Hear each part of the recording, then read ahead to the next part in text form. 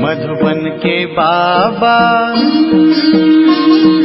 मधुबन के बाबा मुरली वाले, आपका क्या कहना, आपका क्या कहना। ओम शांति। आज 12 जुलाई 2022 के साकार मधुर महावाक्य हैं। आज मीठे मीठे बाप दादा बोले, मीठे बच्चे, किसी देहधारी से दैहिक लव न रख, एक बाप से लव रखो। अशरीरी बनने का पूरा पूरा अभ्यास करो। बाबा ने कहा, मीठे बच्चे, किसी देहधारी से दैहिक लव न रख, एक बाप से लव रखो। अशरीरी बनने का पूरा पूरा अभ्यास करो। बाबा ने आज प्रश्न पूछा कि रहमदिल बच्चों का कर्तव्य क्या है, और उत्तर में बाबा ने कहा, जब कोई फालतू बात करे तो उसकी फालतू बात ना सुन, उनके कल्याण अर्थ बड़ों को सुनाना, यह रहमदिल बच्चों का कर्तव्य है। जिनमें कोई पुरानी आदतें हैं, उन्हें मिटाने में सहयोगी बनना ही रहमदिल बनना है। बाबा ने एक और प्रश्न पूछा कि कौन सा टाइटल किसी देहधारी को नहीं दे सकते, लेकिन ब्रह्मा बाप को दे सकते हैं। तो बाबा ने उत्तर दिया कि श्री का टाइटल, क्योंकि श्री अर्थात श्रेष्ठ पवित्र को कहा जाता है। किसी देहधारी मनुष्य को ये टाइटल दे नहीं सकते, क्योंकि भ्रष्टाचार से जन्म लेते हैं। ब्रह्मा बाप को श्री कहते क्योंकि इनका यह अलौकिक जन्म है। मुरली का गीत है, इस पाप की दुनिया से कहीं दूर ले चल। ओम शांति। बच्चे अब समझ गए हैं, अर्थात समझदार बन गए हैं, तो जरूर पहले बेसमझ थे। यह भी नहीं समझ में आता है कि यह पतित दुनिया है और इस भारत में ही देवी देवताओं का राज्य था। उसमें पावन सुखी थे और उसमें दुख की बात नहीं थी। परंतु शास्त्रों में कई बातें सुनने के कारण यह भी समझ में नहीं आता है कि स्वर्ग में सदैव सुख था। स्वर्ग का किसी को पता नहीं, समझते हैं वहां भी दुख था। यह है बेसमझी। अब तुम बच्चे समझदार बने हो, बाप ने आकर समझाया है, उनकी श्रीमत पर चल रहे हो। यह पतित दुनिया है, स्वर्ग पावन दुनिया थी। पावन दुनिया में भी दुख हो, फिर तो दुख की दुनिया ही कहेंगे। फिर गीत भी रॉन्ग हो जाता है। कहते भी हैं कि हे बाबा, ऐसी जगह ले चलो जहां आराम सुख चैन हो। बच्चे यह भी जानते हैं कि स्वर्ग सोने की चिड़िया थी, देवी देवताएं थे, कभी भी किसी को दुख नहीं देते थे। गाते भी हैं, फिर भी शास्त्रों में ऐसी बातें लिखी हैं जो समझते हैं यह परंपरा से चला आता है। कृष्ण पर भी झूठे कलंक लगा दिए हैं। कहा जाता है, जैसी दृष्टि वैसी सृष्टि। समझते हैं सारी सृष्टि ही पतित है। इस समय उन्हों की दृष्टि ही पतित है, तो सारी सृष्टि को ही पतित समझते हैं। समझते हैं परंपरा से पतितपना चला आया है। अभी तुम बच्चों में समझ आती जा रही है, सो भी नंबरवार पुरुषार्थ अनुसार। परमपिता परमात्मा के बच्चों को डायरेक्शंस मिलते हैं। आत्माओं को बैठ बाप समझाते हैं। सभी आत्माएं पतित हैं, इसलिए पतित आत्मा पुण्य आत्मा कहा जाता है। बाप आत्माओं से बैठ बात करते हैं, तुम हमारे अविनाशी बच्चे हो। फिर मम्मा बाबा भी कहते हो। इस दुनिया में किसी को भी पिताश्री नहीं कह सकते। श्री माना श्रेष्ठ, एक भी मनुष्य श्रेष्ठ है नहीं। यह तो एक की ही महिमा हो सकती है। यहाँ तो सब भ्रष्टाचार से ही पैदा होते हैं, इसलिए श्री कह नहीं सकते। भल तुम इनको इस समय कहते हो क्योंकि सन्यास किया हुआ है श्रेष्ठ बनने के लिए। तुम जानते हो अभी हम फरिश्ते बनने वाले हैं। भ्रष्ट को श्री कह नहीं सकते। श्री लक्ष्मी, श्री नारायण, श्री राधे, श्री कृष्ण कहते हैं। मंदिरों में भी उन्हों की महिमा गाते हैं। अपने को श्रेष्ठ कह नहीं सकते। अब तुम बच्चों ने समझा है, भारत श्रेष्ठ था, शुद्ध सृष्टि थी। अभी पतित सृष्टि है। पतित को ही भ्रष्टाचारी कहेंगे। वे लोग भ्रष्टाचारियों को श्रेष्ठ बनाने के लिए सभाएं करते हैं, परंतु दुनिया ही भ्रष्टाचारी है, तो कोई किसी को श्रेष्ठाचारी बना कैसे सकते। बरोबर यह रावण राज्य है। जिस कारण रावण को वर्ष वर्ष जलाते हैं। जलता ही नहीं, फिर खड़ा हो जाता है। यह भी मनुष्यों को समझ में नहीं आता। जिसे जला दिया उसे फिर हम नया क्यों बनाते हैं। इससे सिद्ध होता है कि रावण राज्य गया नहीं है।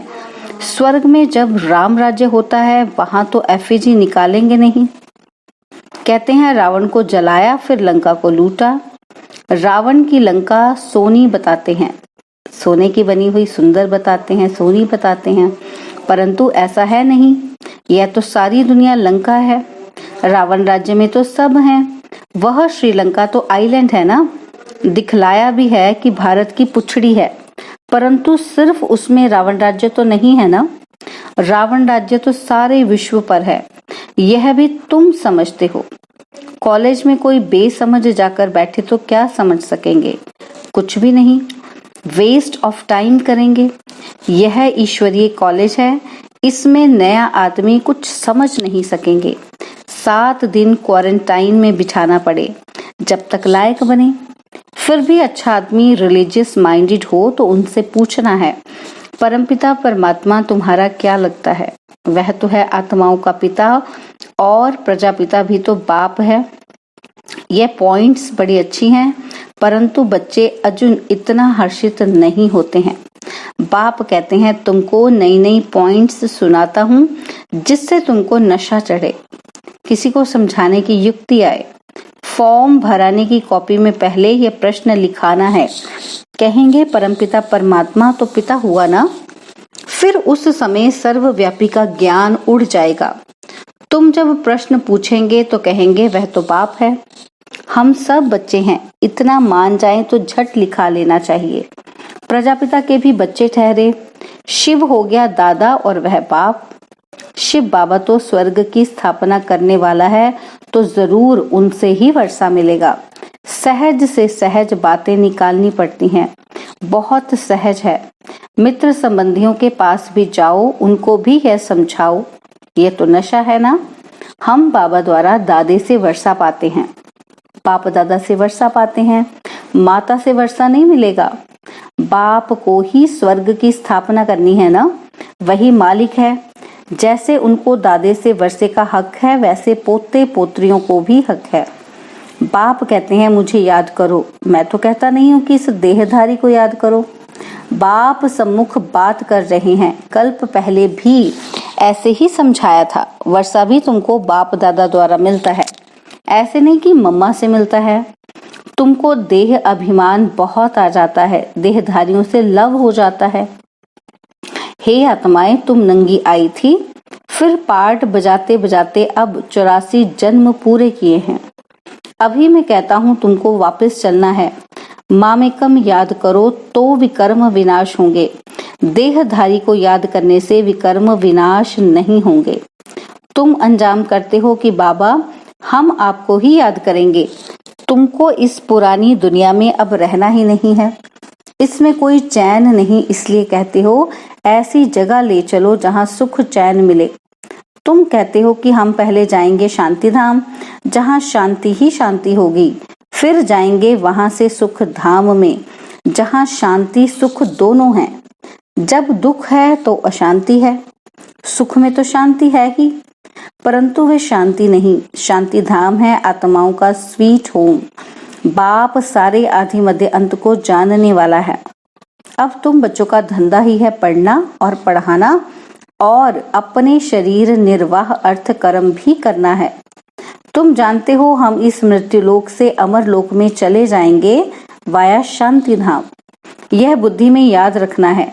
जब तक मृत्यु नहीं हुआ है पढ़ना ही है। यह तो याद कर सकते हो ना। अब हमको जाना है अपने घर। यह दुनिया, ये सब कुछ छोड़ना है। खुशी होनी चाहिए। यह बेहद का नाटक का राज भी समझ गए हो। हद का नाटक पूरा होता है तो कपड़े बदली कर घर चले जाते हैं। वैसे अब हमको भी जाना है। 84 जन्मों का चक्र पूरा होता है। याद भी करते हैं कि हे पतित पावन आओ। याद शिव बाबा को ही करेंगे। एक तरफ कहते पतित पावन आओ और दूसरी तरफ कह देते परमात्मा सर्वव्यापी हैं।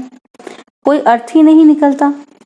बच्चों को कितनी अच्छी रीति समझाते हैं कि शांति धाम को याद करो, ये दुख धाम है, और गुरु गोसाई को ये कहना आएगा ही नहीं, सिवाय तुम ब्राह्मण ब्राह्मणियों के। इस दुख धाम का विनाश भी सामने खड़ा है। यह वही महाभारत की लड़ाई है। यूरोपवासी यादव भी हैं और कौरव पांडव भाई भाई भी हैं। एक ही घर के हैं ना, भाई भाई में युद्ध हो नहीं सकती। यहाँ युद्ध की बात ही नहीं, यह भी वंडर है ना। मनुष्य क्या नहीं कर सकता, जो बातें हुई ही नहीं वह भी बना बनाकर एक दो के दिल को खराब कर देते हैं। व्यास भगवान का धंधा भी देखो कैसा है। मनुष्यों का धंधा है एक दो को लड़ाना। यह तो एक रस्म है, सब एक दो के दुश्मन बनते हैं। बच्चे भी बाप का दुश्मन बन पड़ते हैं। अब तुम्हारी बुद्धि में देखो क्या है और शास्त्रों में देखो क्या क्या लिख दिया है। उनका फिर मान कितना रखते हैं। बड़ी परिक्रमा दिलाते हैं, देवताओं की मूर्तियों को भी रथ पर बिठाए बड़ी परिक्रमा दिलाते हैं, फिर सबको समुद्र में डाल देते हैं। मृत्यु लोक की रस्म रिवाज सबकी अपनी अपनी है। बाप का प्लान देखो कितना बड़ा है। सबके प्लान खत्म कर देते हैं और सुख धाम की स्थापना करते हैं, बाकी सबको शांति धाम में भेज देते हैं। तुम बच्चे देखो किसके सामने बैठे हो। निश्चय है कि परमपिता परमात्मा ज्ञान का सागर है। इन ऑर्गन्स द्वारा हमको नॉलेज दे रहे हैं। और कोई ऐसा सत्संग होगा क्या? अभी बाप सामने बैठ समझाते हैं। जानते हो, बाप हम आत्माओं से बात करते हैं, हम कानों से सुनते हैं। बाबा इस दादा के मुख द्वारा बोलते हैं। जो रत्न बाबा के मुख से निकलते हैं वही तुम बच्चों के मुख से निकलने चाहिए। फालतू बातें सुनते भी नहीं सुननी है। कोई तो बैठ खुशी से सुनते हैं। बाबा कहते ऐसी बातें सुनो मत। रहम दिल बन, इसमें कोई पुरानी आदत है तो मिटानी चाहिए। हाँ जी कर सुनना नहीं चाहिए। जो बाबा सुखधाम का मालिक बनाते हैं, ऐसे बाबा की ग्लानी तो हम सुनेंगे नहीं। हमको तो शिव बाबा से वर्षा लेना चाहिए। और बातों से हमारा क्या ताल्लुक। कोई सुने या ना सुने, हम तो ज्ञान का सुरमा पहन लेंगे। कोई ज्ञान अंजन लगाते, कोई धूल अंजन लगा लेते हैं, उससे तीसरा नेत्र खुलता नहीं। बाबा कितना सहज कर समझाते हैं। जो कैसे भी रोगी अंधा कुब्जा है वह भी समझ जाए। अल्फ और बे दो अक्षर हैं। सिर्फ पूछो परमपिता परमात्मा और प्रजापिता ब्रह्मा से आपका क्या संबंध है। यह प्रश्न सबसे अच्छा है तो सर्वव्यापी का ज्ञान एकदम बाहर निकल जाए। मित्र संबंधियों से दोस्ती कर उन्हें समझाओ। बहुत मीठा बनो। तुम्हारा काम है परिचय देना। भल दुश्मन हो परंतु उनसे भी मित्रता रखनी है। बाप कहते हैं तुमने आसुरी मत पर चल मुझे गाली दी है। तुमने ईश्वर पर अपकार किया है, फिर भी ईश्वर तुम पर कितना उपकार करते हैं। ईश्वर का अपकार होना भी ड्रामा में नूंद है। तब तो कहते हैं यदा यदा ही धर्मस्य ग्लानिर्भवति भारत। तो आया भी भारत में है। समझा भी रहे हैं बच्चों को। हर एक बात अच्छी रीति समझने की है। किसी की तकदीर में नहीं है, फिर भी वही धंधा करते हैं। यहाँ से बाहर गए तो ये बातें भी भूल जाएंगी। निंदा करते करते तो ये हाल हो गया है। अब निंदा करना बंद करो। सिर्फ पंडित भी नहीं बनना है, तुम पक्के राजयोगी हो। ऐसे ऐसे समझाओ तो तीर भी लगे। खुद में खामी होगी तो दूसरे को बोल नहीं सकेंगे। पाप अंदर खाता रहेगा। बाबा हर बात बहुत अच्छी रीति समझाते हैं। कल्प पहले भी ऐसे ही समझाया था, भूलो मत। सिमरन करते करते अंतमति सो गति हो जाएगी। सवेरे उठ बाप को याद करो, जो अंत में देह भी याद ना पड़े। हम आत्मा हैं। अच्छा, मीठे मीठे सिकिलदे बच्चों प्रति माता पिता बाप दादा का याद प्यार और गुड मॉर्निंग। रूहानी बाप की रूहानी बच्चों को नमस्ते। हम रूहानी बच्चों की रूहानी बाप दादाजी को दिलवा जान सिकवा प्रेम से नमस्ते। ओम शांति। प्यारे बाबा, मीठे बाबा, मेरे बाबा, शुक्रिया बाबा, शुक्रिया बाबा, शुक्रिया बाबा। धारणा के लिए मुख्य सार है। पहला पॉइंट है, जो रत्न बाप के मुख से निकलते हैं वही अपने मुख से निकालने हैं। व्यर्थ बातें नहीं बोलनी है, न सुननी है, ज्ञान का ही सुरमा पहनना है। और सेकंड पॉइंट है, सभी से सच्ची मित्रता रखनी है, बहुत मीठे रूप में हर्षित मुख हो बाप का परिचय देना है, अपकारी पर भी बाप समान उपकारी बनना है।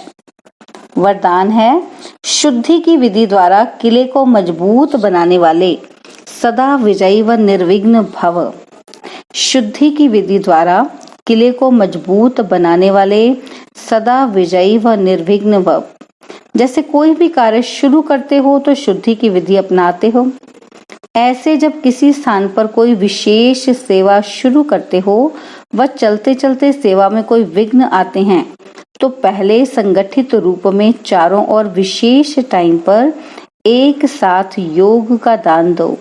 सर्व आत्माओं का एक ही शुद्ध संकल्प हो विजयी। यह है शुद्धि की विधि। इससे सभी विजयी व निर्विघ्न बन जाएंगे और किला मजबूत हो जाएगा। स्लोगन है, यथार्थ कर्म का प्रत्यक्ष फल है खुशी और शक्ति की प्राप्ति। यथार्थ कर्म का प्रत्यक्ष फल है खुशी और शक्ति की प्राप्ति। ओम शांति। और अब यह एक बहुत अच्छी वीडियो भी जरूर देखें।